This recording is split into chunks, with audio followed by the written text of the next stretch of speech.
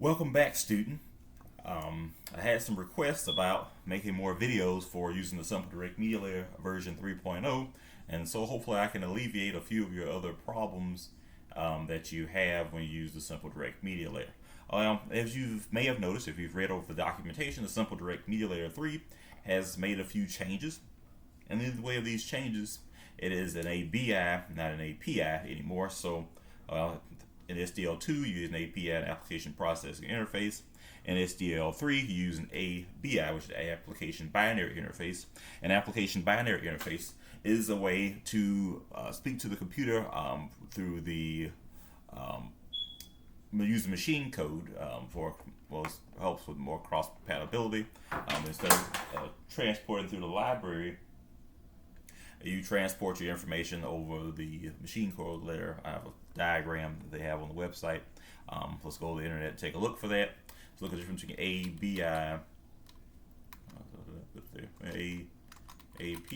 versus ABI.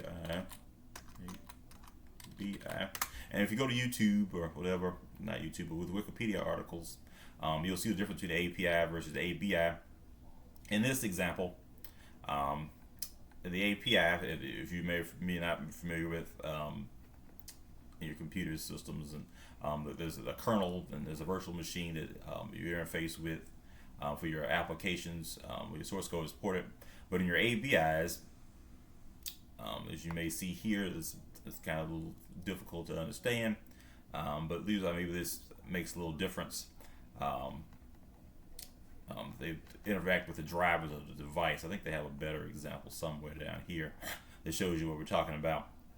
Because back in the old day, when you used APIs, you had a program, you linked it, and you passed it over to your kernel materials, and you got source, and it went through your Linux, your operating system kernel. But now, when you use an ABI, you stay in the machine level code areas and move across and such that way. And so you compile your program, and it goes over to the virtual machine or whatever, and then it goes over to the environment, but it stays in that same level. Hopefully that's maybe a bit faster, because if you think about cross compatibility, there may be some slowdown they thought about when they designed it. But anyway, back to the code.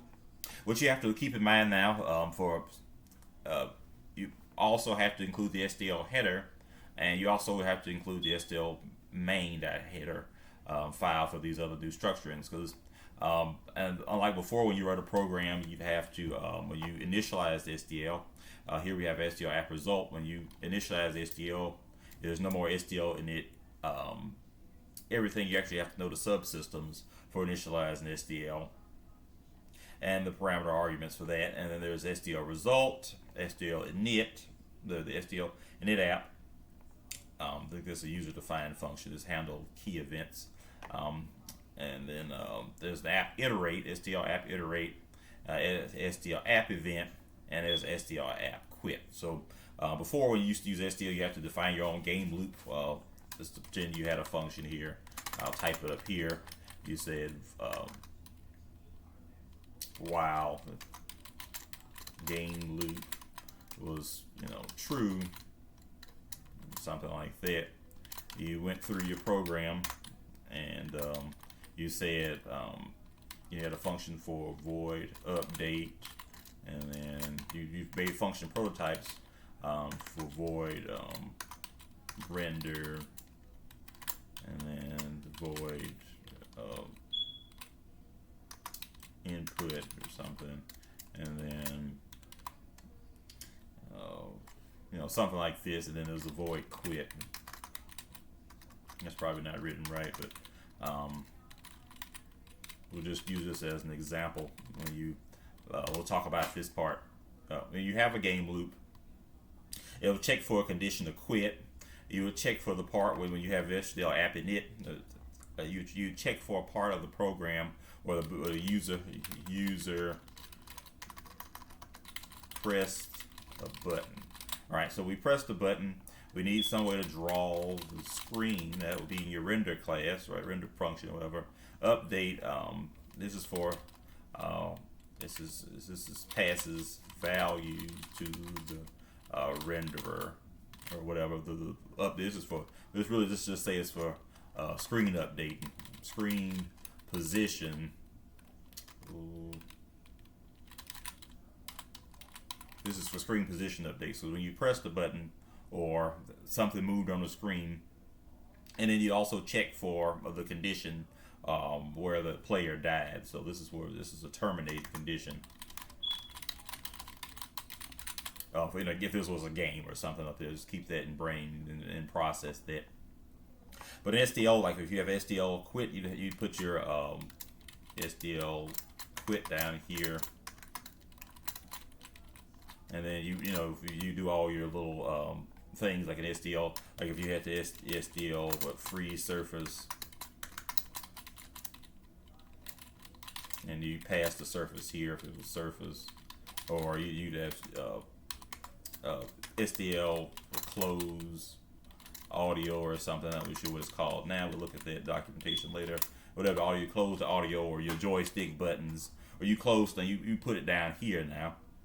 And for button presses, it would go into one of these functions, like here for your SDL, where we check for the events for SDL. So they tried to make all these things already part of the functions and part of the functionality of the simple direct media layer when you were defining things. Also, in the documentation, I put it here on this piece of paper. I'm not sure if this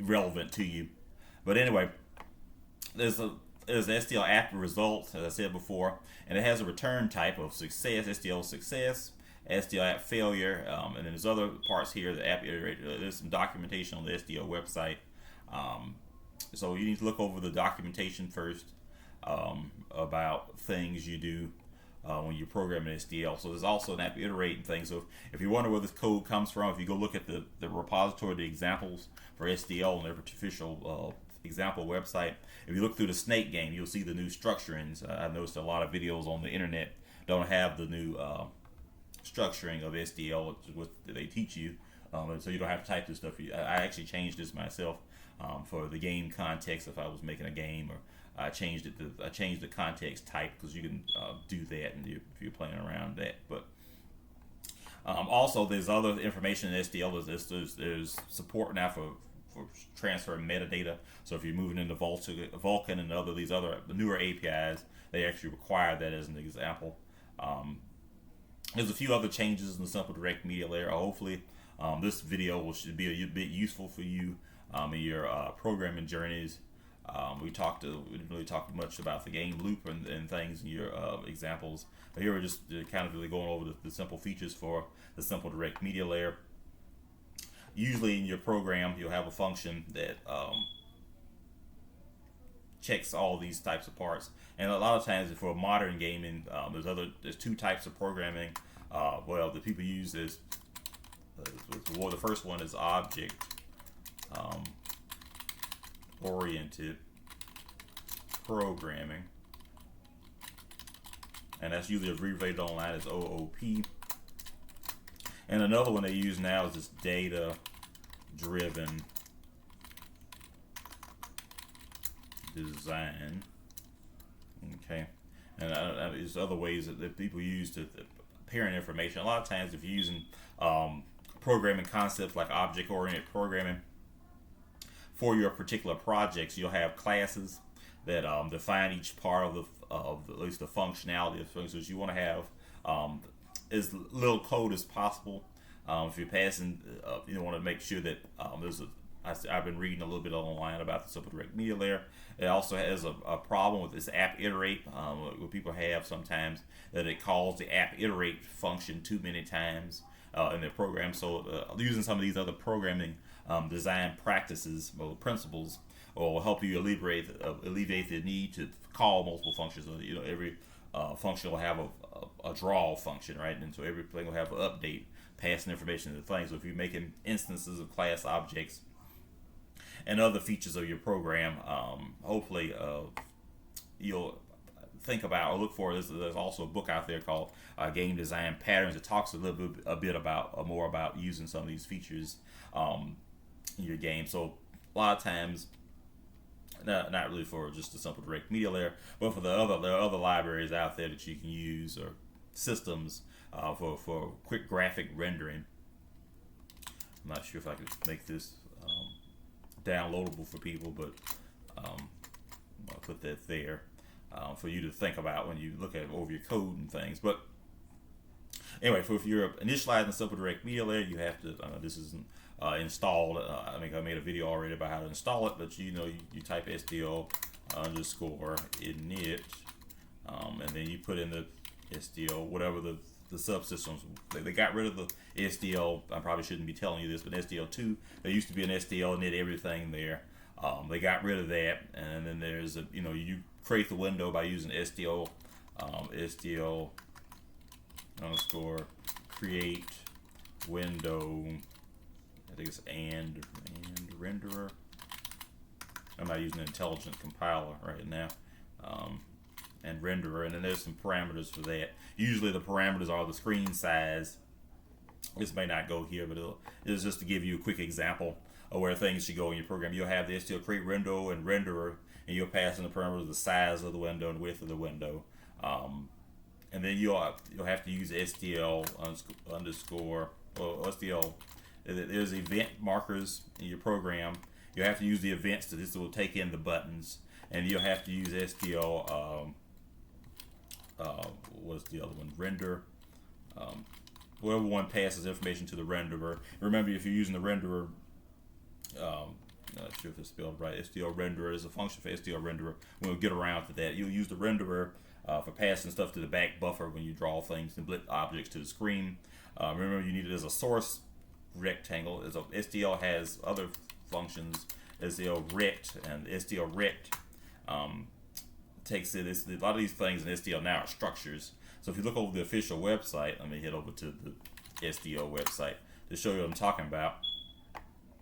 When you go over to if you play the Gotham game, it's a few other games here, but anyway, when you look over the documentation of the simple direct media layer, as you do when you're installing and working over this tutorials and migration information and stuff, but you may not be really too concerned about that.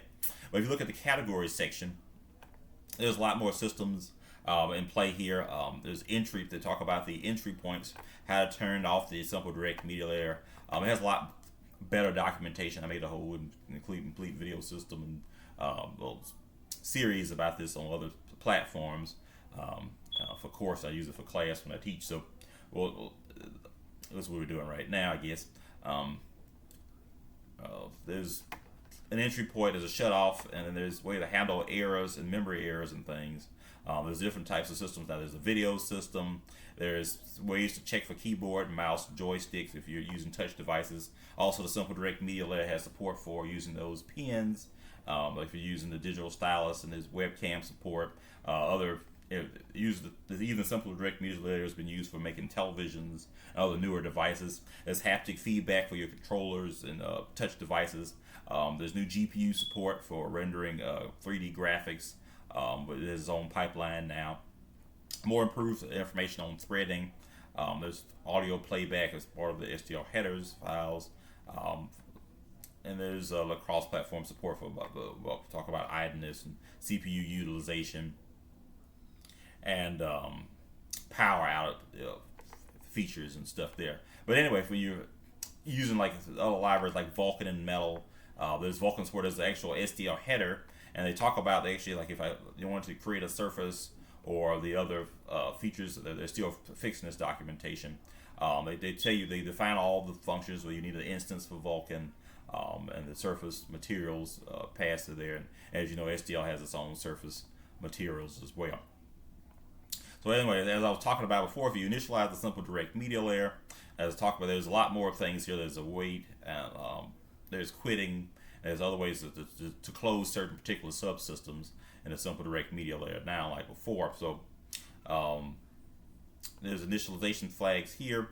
Remember, as I said before, they got rid of the SDL and everything, so you have to know that there's an SDL app in it, video, audio, and game paths and controllers and things, unlike before. So hopefully, as we go through going over the simple direct media layer, I have an outline of things I plan to try to cover. Hopefully, you got the simple direct media layer up and running on your system. That's usually what the first hurdle, because we have callbacks now. That's not something you used to use in SDL2, but they use a lot of callbacks, and so as a new structuring Hopefully we'll be able to incorporate some design principles. Maybe not object-oriented programming, I'm not sure. We're just trying to get the core components down when we code up things. I'm pretty sure this probably won't work. It might work if I comment a lot of things out of here.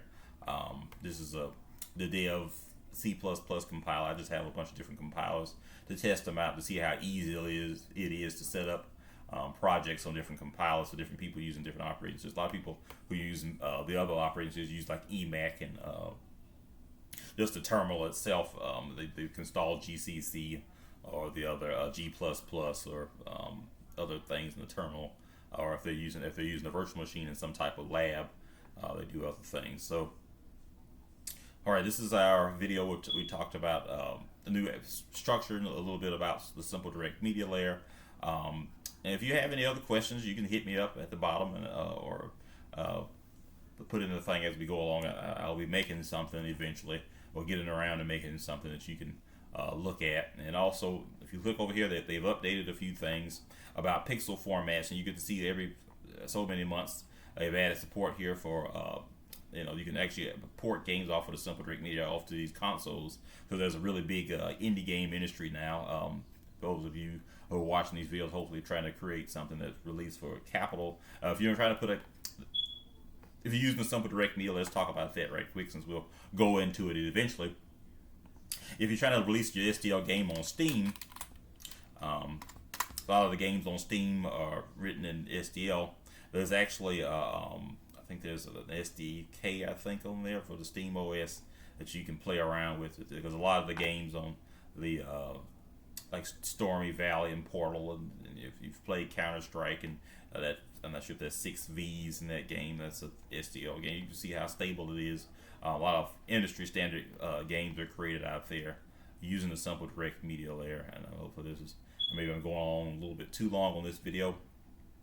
So we'll try to end it here. Let's quickly go over what we talked about before I get out of here. All right, so they've changed some things in the simple direct media layer. It's an ABI, not an API. Read more online about that. There's an SDL app result. There's an SDL app init that we take double pointers for the command arguments. Unlike before, where you just had you had a main.c, void main, and then we'll just do this right quick. It's not in, as you notice, it looks a little different. We don't have if you see here, there's no main function here that does anything. Where you'd have, back in the old day, you have SDL init things, and you put and then you call SDL quit. There's some other nonsense that went along with that. This was enough before to create an SDL application. But SDL3, you can still do it the old way, but the new way is this way.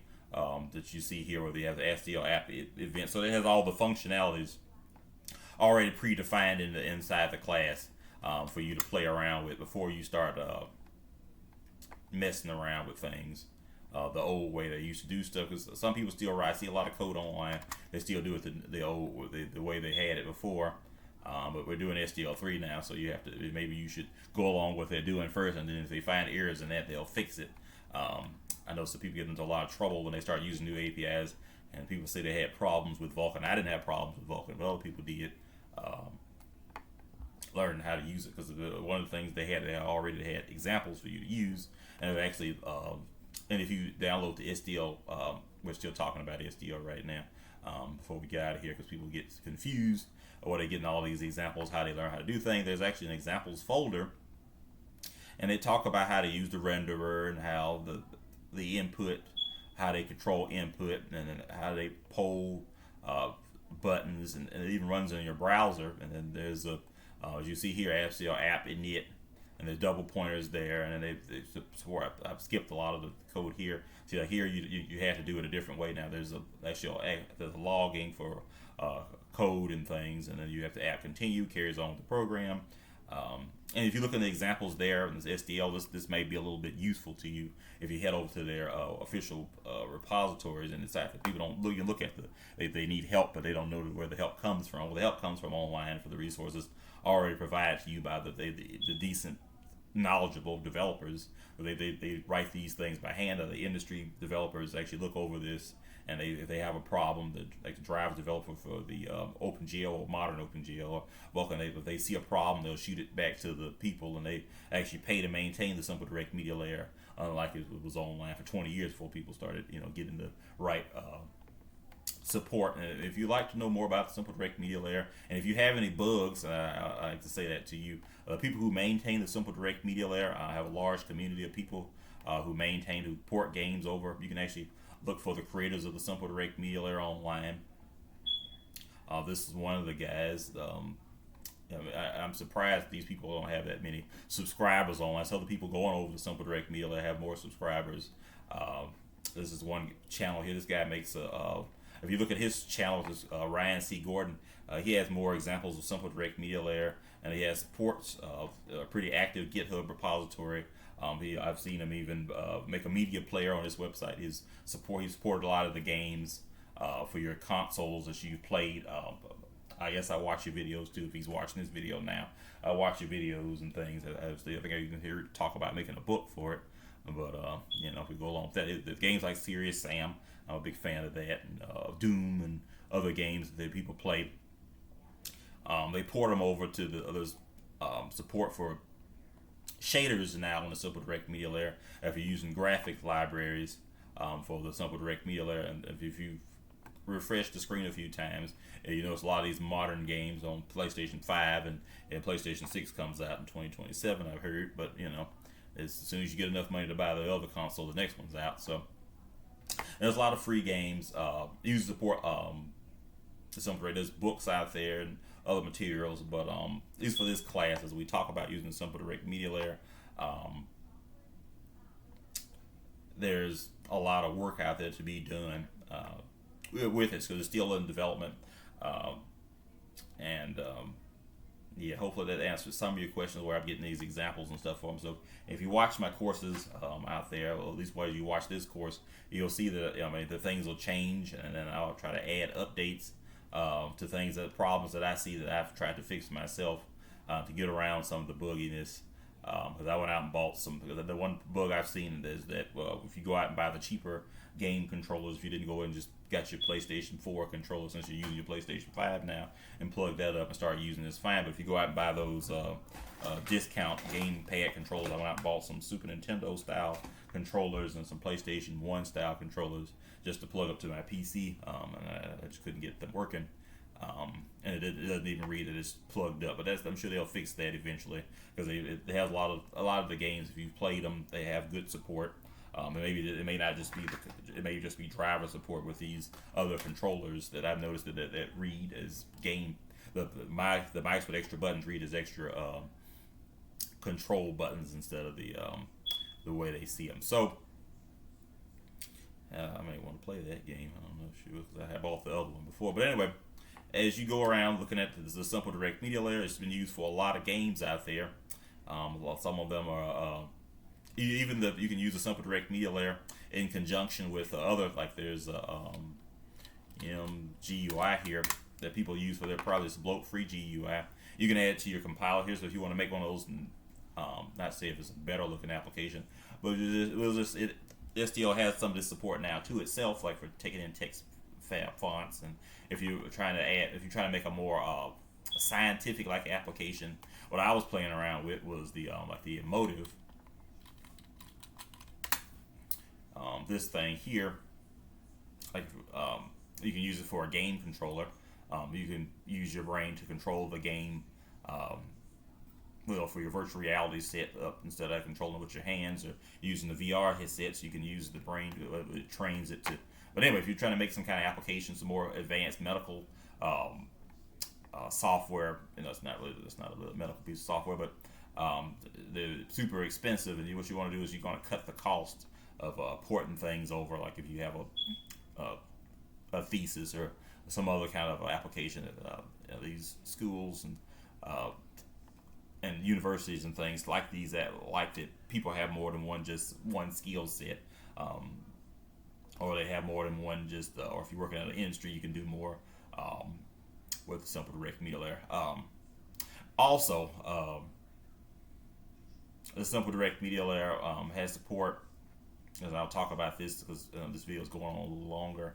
So I'm not really sure what we're going over. I asked someone a question online, and I've been online for years, and no one ever really asked me any questions about using the Simple Direct Media Layer, even though I've been doing this for years, and no one really, you know how these things go. But anyway, well, using the Simple Direct Media Layer, you can do other things, not just make games. So if you're trying to make something like machine learning applications, you can combine your APIs together with, like, if you're using, instead of using Open TV, Open Computer Vision, you can combine it with, it has webcam support now, so you can probably do some of that webcam feature without using the Simple Direct Media Layer.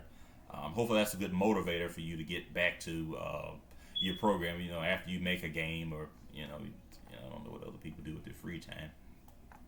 But, yeah, well, I'll catch you in the next video, and hopefully you learn a little bit about the Simple Direct Media Layer. Remember to get the official documentation, and then if you're having trouble finding DLLs, the dynamically linked libraries for SDL, you could probably search for them online. I noticed that's probably something people should get together on fixing. Like if I need problem of the day, like okay, I want to use the SDL whatever on Windows, okay, I need to image libraries, right? I click on the SDL, and then I go to the wiki, the GitHub page, and then I go and download image or something. Let's not go about that way. But anyway, if I'm looking through here, and I'm trying to find the DLLs for it, because I know the other one, like on the SDL website, they put the DLLs here, but they don't put the DLLs here for the other libraries. If they could fix that, that would be a good improvement to using a Simple Direct Media Layer, like Mixer. If you put Mixer and image, because they don't update as fast as SDL, the core SDL itself. But if you put Mixer and image and other things, it would be easier here than having people have to go find them on the web and to put them in your projects to make them run. But I mean, I'll fix it later. We'll talk about it when I get around this and using images and things. I'll later outline the parts of the program that we'll talk about using in this example. I know I talk a lot, but it's probably a good idea that we have a discussion about what you're doing before you start using it. Risk of Rain was pretty good. I like that game. But hopefully you learned something about using a Simple Direct Media Layer. This is not my I said action RPG. If you want some other kind of game or something else you want me to work on, we can hit that. You can check me out on a few of the other platforms out there on the web. And I'll see you in the next one.